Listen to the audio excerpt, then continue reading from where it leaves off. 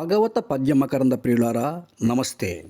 ఏనుగుల మందలో నుండి విడిపోయిన ఒక గజరాజు కొన్ని ఆడ ఏనుగులచే సేవింపబడుచు మోహావేశములోబడి దారి తప్పి దప్పికొని పోయిపోయి దాహము తీర్చుకొనుటకై ఒక కొలను చెంతకు చేరెను.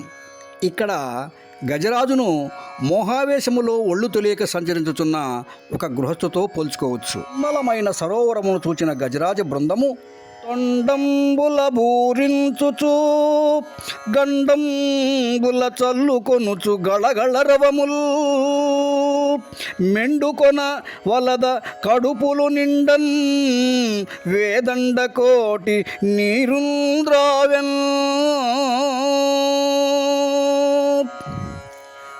నిర్మలమైన సరోవరమును చూచిన గజరాజు బృందము సరోవర సౌందర్యము ఆహ్లాదపరచగా ఇంద్రియ వ్యాపారములను మరచి కొలంలోనికి జొచ్చి తొండములతో నీటిని పూరించుకొని చెక్కులను తడుపుకొనుచు గళగళా శబ్దములు చేయుచు తొండములను ఆకాశం వైపునకెత్తి నీటిని జిమ్మగా ఆ నీటితో పాటు తాబేళ్ళు చేపలు పీతలు పైకెగసి కింద పడుచుండెను.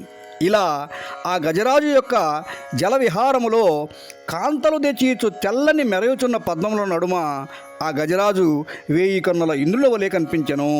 ఆ గజరాజ బృందము చేసిన విశేషమైన సంచారం వల్ల ఆ సరస్సు అందచందాలు మారిపోయి క్రొత్త సొగసులు సంతరించుకుంది.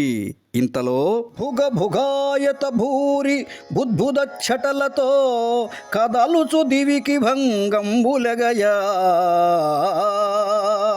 భువన భయంకర ఫుత్కార రవమున ఘోర నక్రగ్రహ కోటి బెగడా వాల విక్షేప దుర్వార జుంఝూనిల వశమున ఘుమఘుమావర్తమడరా కల్లోల జాల సంఘట్టనంబులా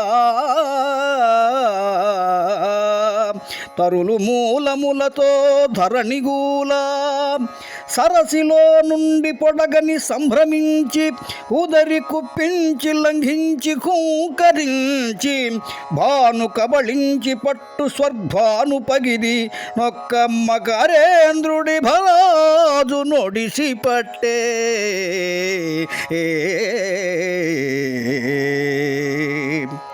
తన బృందంతో మైమరచి జలవిహారం చేస్తున్న గజేంద్రుని పెద్ద పెద్ద శబ్దాలు చేస్తూ తోకను ఝాడించి సరస్సులో సుడిగుండాలు సృష్టిస్తూ హుంకారం చేస్తూ ఒక్క ఉదుటున ఓడుపుగా ఒక మొసలి ఒడిసి పట్టుకుంది.